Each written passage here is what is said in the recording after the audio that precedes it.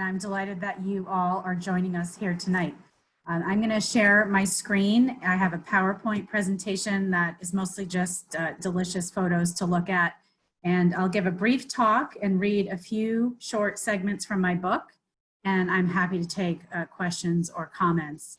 Andrea says that she'll be sort of moderating the chat if you have questions or comments along the way, because I won't be looking at those in real time, but she will. All right, so let's get started. I'm going to share my screen.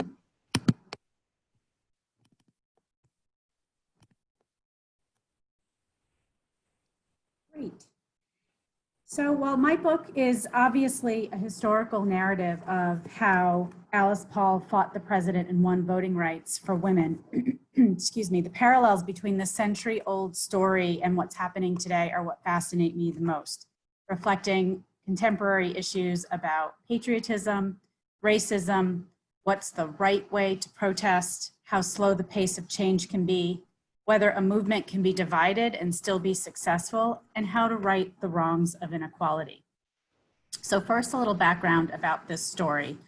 I owe this book to a trending hashtag for Women's Equality Day, which I saw in August of 2016, almost 4 years ago exactly. And I clicked on that hashtag to learn more. It marks the day when the 19th Amendment was ratified in 1920. And despite how momentous it was to enfranchise half the population, this story of how it happened was never part of my history lessons growing up.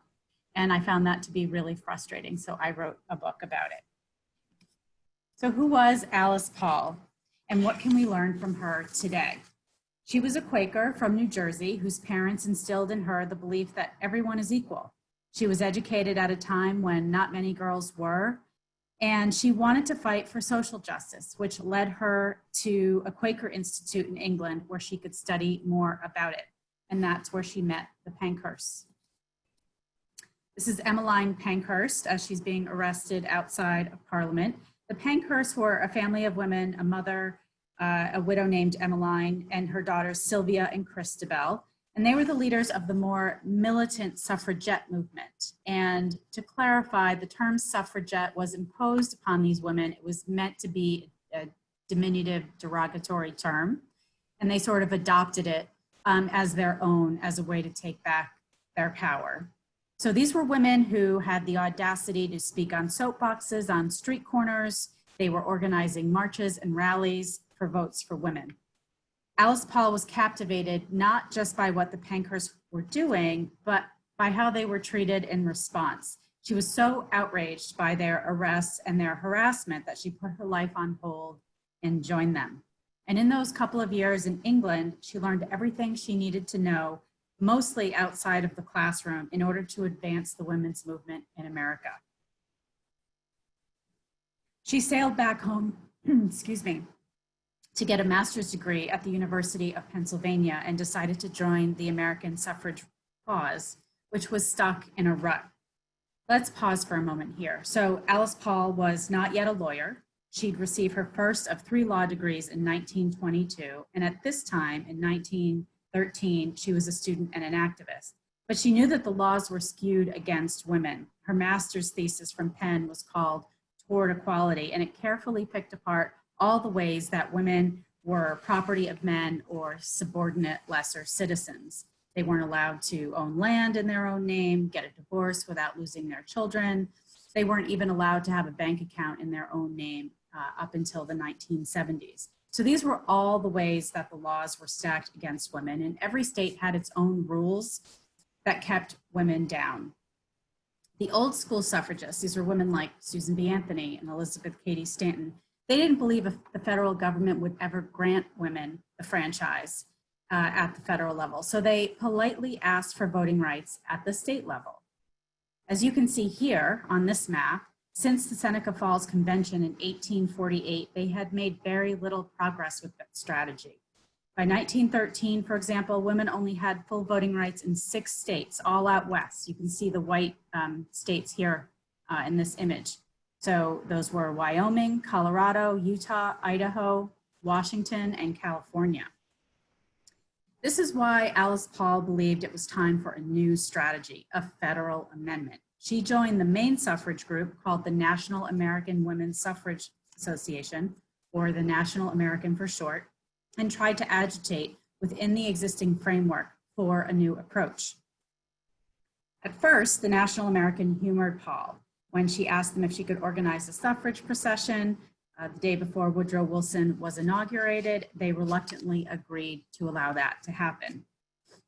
And so this is what it turned out to look like. On March 3rd, 1913, a day before Wilson's inauguration, Alice Paul and thousands of women, between 5,000 and 8,000 women, made history.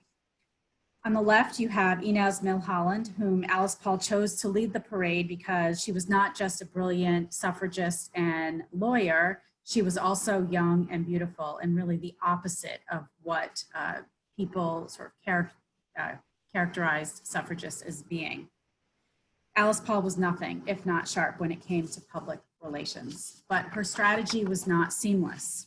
While the parade was successful in generating attention, it did reveal some deep divisions. And this is one of the first parallels between then and now that I'd like to discuss, and that is how racism spoils democracy. So I'm going to read a very short passage here about what went down that day with the parade. Very brief background: Alice Paul invited women of color to participate. And when it was clear that she had done so, there were many women who were outraged, and they were concerned not only that there could be a race riot in Washington, because all of these men had come up from the South to support Woodrow Wilson's inauguration, but they were also, many of them, racist themselves and just did not want to march in an integrated parade.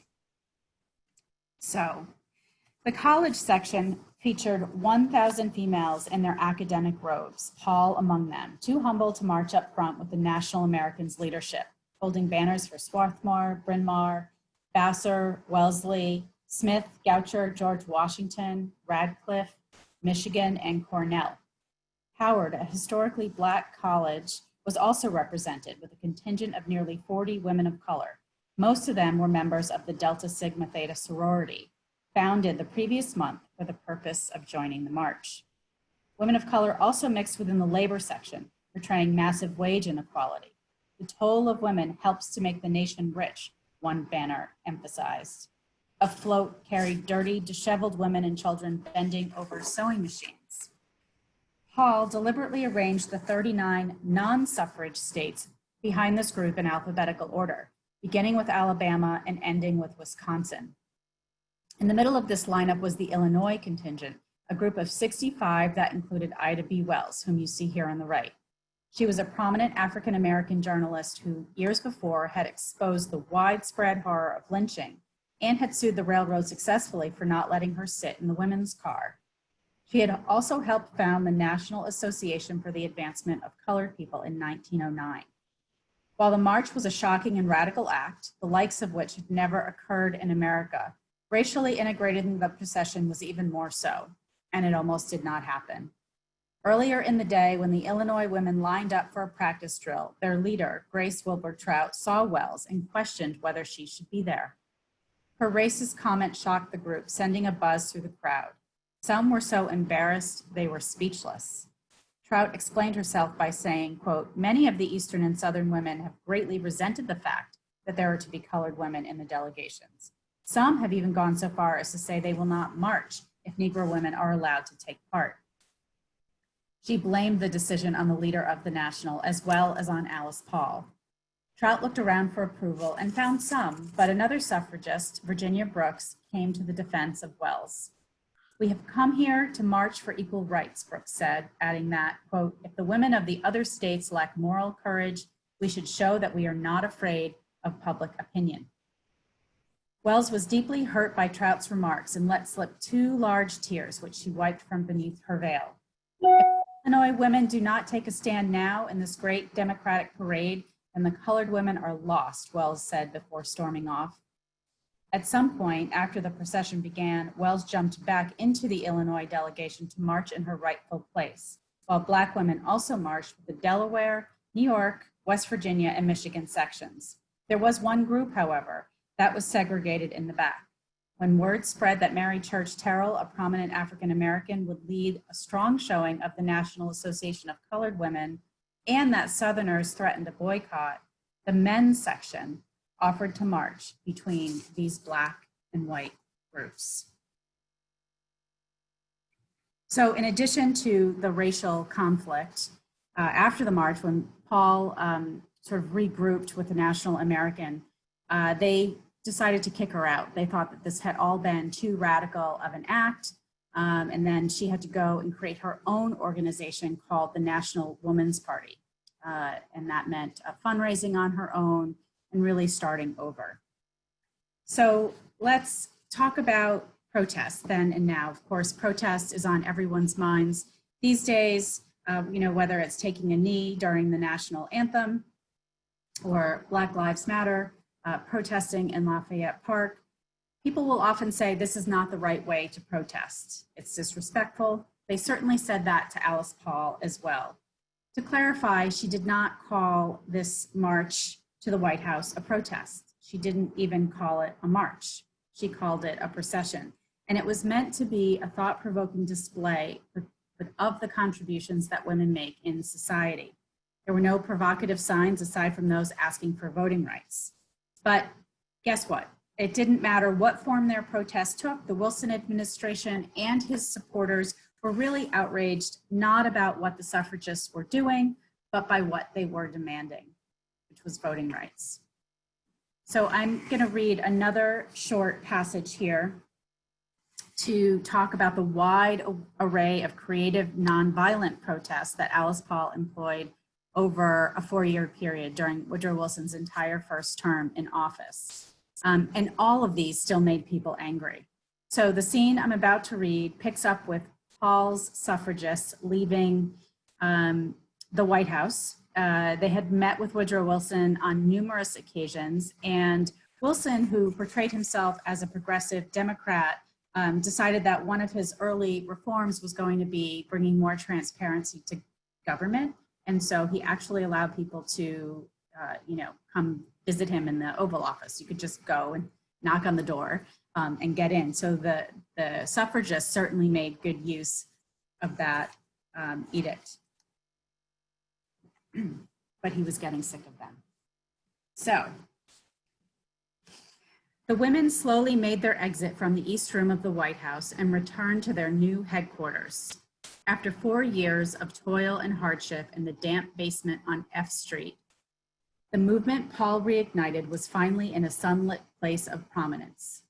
Cameron House stood at 21 Madison Place on the edge of Lafayette Park in front of 1600 Pennsylvania Avenue. The building, a wide 3-story brick townhouse, had several benefits. First, it was visible and just 200 steps away from the White House. The Wilsons could see the suffrage flag fluttering from its perch on the 3rd-floor balcony. Second, there was ample space to work and entertain guests, from tourists and strangers walking in off the street to catch a glimpse of the women, to those attending ever-expanding fundraisers. There were also bedrooms to accommodate Paul and others, eliminating their daily commute. Paul was now using Susan B. Anthony's old desk, a Victorian cylinder roll top that Anthony's secretary had donated to the National Woman's Party. When the indignant suffragists walked through Cameron House's front door, they entered into a great hall with a large staircase and fireplace that burned eternal. Paul was there waiting for them, ready to stoke their anger as they dropped into comfortable chairs in front of the flames and asked the question again: how long must we wait? With the women assembled in front of the fire, Paul pitched a carefully orchestrated idea, which she asked Harriet Stanton Blatch to present. Harriet Stanton Blatch, by the way, was the daughter of Elizabeth Cady Stanton. Her mother was the much more conservative of the two, and Harriet decamped to join forces with Alice Paul. "We have got to take a new departure," Blatch told them. "We have got to bring to the president, day by day, week in, week out, the idea that great numbers of women want to be free, will be free, and want to know what he's going to do about it. We need to have a silent vigil in front of the White House until his inauguration in March. Let us stand beside the gateway where he must pass in and out so that he can never fail to realize that there is a tremendous earnestness and insistence in back of this measure. So far, with Paul as their leader, the women had marched 4 years earlier in 1913 in one of the largest and most outrageous protests America had ever seen. They had assembled an 80-car brigade to deliver signatures from all over the nation. They had testified, editorialized, and reorganized. They had formed their own political party. They held May Day parades in nearly every state in the Union. They raised funds and actively worked to defeat Democrats, which, by the way, was a very controversial tactic because suffragists up until this point had been party neutral. And Alice Paul just decided she was going to hold whatever party was in power responsible for not passing the amendment, and it happened to be the Democrats. They had a booth at a global exposition, collected a miles-long scroll of signatures, and drove it cross-country from San Francisco. That would be the three women you see on the right, and it's one of the more fascinating tales of the whole suffrage saga. Can you imagine driving cross-country from San Francisco to Washington through the desert and the mountains with no gas stations or interstate highway or cell phones? It's just the most frightening thing ever. And women didn't really even drive cars then either. That also was quite rare. So they were a spectacle, and they were sort of phoning in their stories from the road. And these tales would make it into Alice Paul's weekly newspaper called The Suffragist. And that's how she raised most of her money, was through subscriptions to the suffragists. They also dropped leaflets from the sky. You can see Lucy Burns in the back of this biplane here. They were flying over San Francisco. And I'll talk more about Lucy Burns in a minute, but she was Alice Paul's number 2. This is one of my favorite photos of all time. They had also sacrificed one of their own. Inez Milholland, the woman who was on the white horse at the head of the parade, collapsed during the Western campaign that she was on for Alice Paul, and she died. So they also had a martyr. And on this day, in front of the crackling fire at their new headquarters, with the White House at their backs, they may have been exhausted, but they were neither depleted of ideas nor the passion to continue the struggle. They listened as Blatch offered a new form of protest. In America, pickets had become a common union tactic, typically ending in violence, but suffragists had been employing the practice as well. Blatch had used pickets in her Votes for Women campaign with the New York legislature in 1912. So when she delivered her final plea to the women of Cameron House, they stirred. "Will you not," she asked, "be a silent sentinel of liberty and self-government?"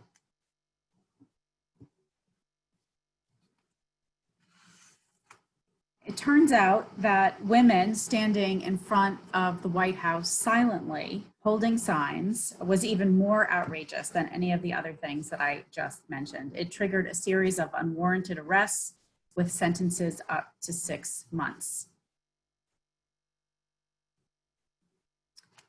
Prominent Boston area women also participated in these pickets in front of the White House. On the left, you have Catherine Mori of Brookline. She was one of the pickets. She was arrested and thrown in prison. Her mother, Agnes, in the middle, lived in Boston. She was chair of the Massachusetts branch of the National Women's Party. She was also picketing in front of the White House and was a special speaker on the suffrage train that traveled across America. And the third woman on your right, that's Florida Ruffin Ridley. She was a journalist who wrote for outlets such as the Boston Globe. She grew up on Charles Street in Boston's West End and came from a prominent family. Her father was a Harvard Law grad and the first Black judge in America, and her mother was a civil rights activist. Another woman, Frances Fowler, a woman who seemed to have eluded photographers her whole life because I've never been able to find a photograph of her, and she's of course not pictured here, also demonstrated in Boston, particularly against Woodrow Wilson's arrival when he came here traveling by boat from Europe during the First World War. She was arrested for loitering beyond the 7-minute limit in Boston and spent 8 days in the Charles Street jail. When these women were arrested, they used one of the Pankhurst tactics, which was to go on hunger strikes, but they were also force-fed. And you can see an artist's depiction of what that looked like on the left, where a combination of milk and eggs were forced down a tube. through the woman's nose. It was pretty horrific. And Alice Paul said at the time that she felt like she was being vivisected. On the right, you have Lucy Burns again, as she and Alice Paul met in prison in London, and they also became the dynamic duo of the movement. Lucy Burns was from an Irish Catholic family, and she lived in Brooklyn with her extended family. To protest the sentences, the incarcerated women went on hunger strikes continually. And because of that, Alice Paul was committed to a psychiatric ward. And in the photograph on the left, in the top right corner, you can see that there's a window that appears to be boarded up. And that was Alice Paul's window. Doctors accused her of being obsessed with Woodrow Wilson, but Alice Paul refused to be broken. And what happened was publicity about her being confined to the psych ward really helped to build sympathy. Her friends would gather under the window and sing songs and offer words of encouragement, and the press and the public opinion really began to change. Next, I'd like to talk about similarities between Woodrow Wilson and our current rise in white nationalism. One of the first things Wilson did after he was elected president was to segregate the civil service.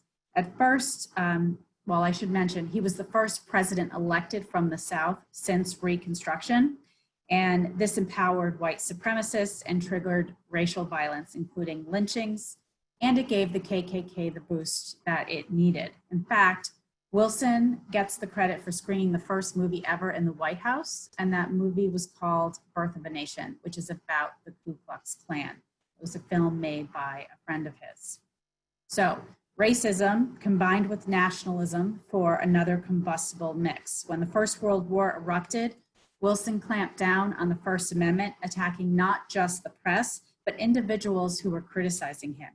And on the street, there was a mob mentality. If any seemingly able-bodied man or those with a foreign accent were seen out and about, they were assumed to be a spy, or else why else would they be there and not fighting in Europe? Vigilantes would beat them and drag them to the police. The government upheld this practice. Due process be damned.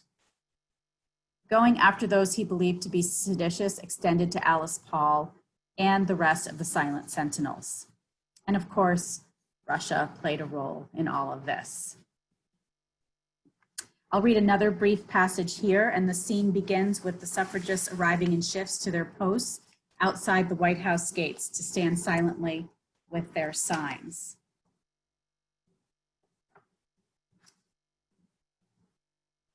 And there's Lucy Burns again. She's in the photo on the left. She's the woman on the right of that photograph with the really funky hat on.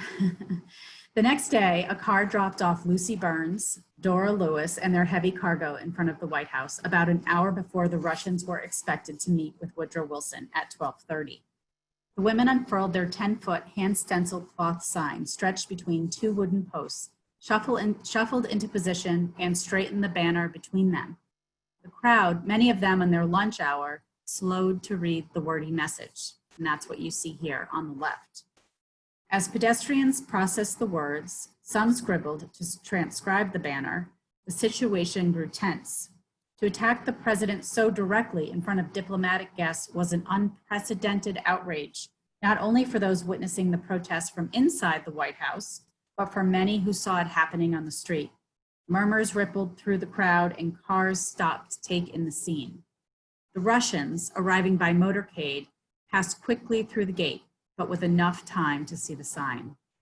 Bystanders, men and women alike, were enraged that the delegation had seen the protest. "Take down that banner or I'm through with women's suffrage for life," one man screamed at Burns. Lewis argued with the man as he stormed off and ignored her. "You are a friend of the enemy and a disgrace to your country," one woman sneered at the protesters. "Why don't you take that banner to Berlin? You are helping the enemy." So, past is indeed prologue. We have so much to learn from the suffrage movement. For example, when we're fighting for democratic ideals, we need to include everyone, or else we're not really fighting for democracy, are we? We're only fighting for some people. And change is hard. It can take a very long time.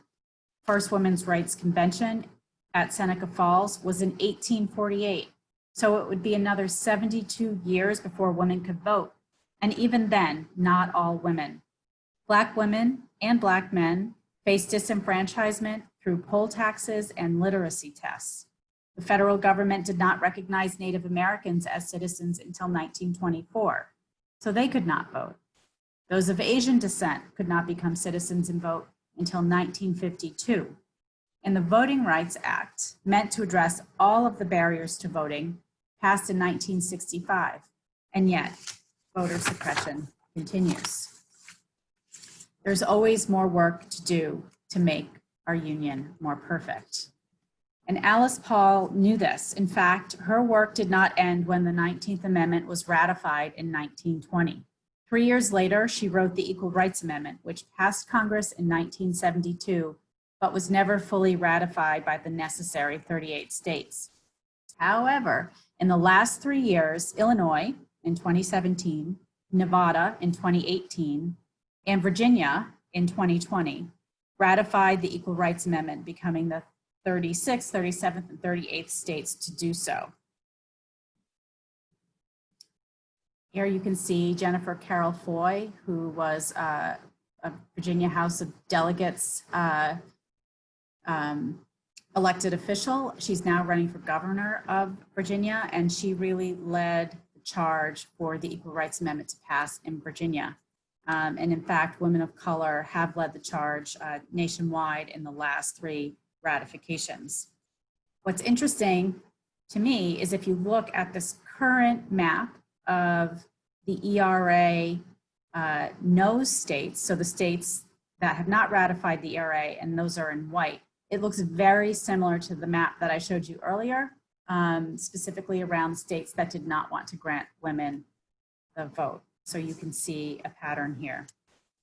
But the women pushing for the ERA today know that change is slow and the work is never ending. They take their inspiration from something that Alice Paul once said, which is carry the banner always. So thank you very much, and I'm happy to take questions or comments. I'm going to stop sharing my screen so that you all can see each other.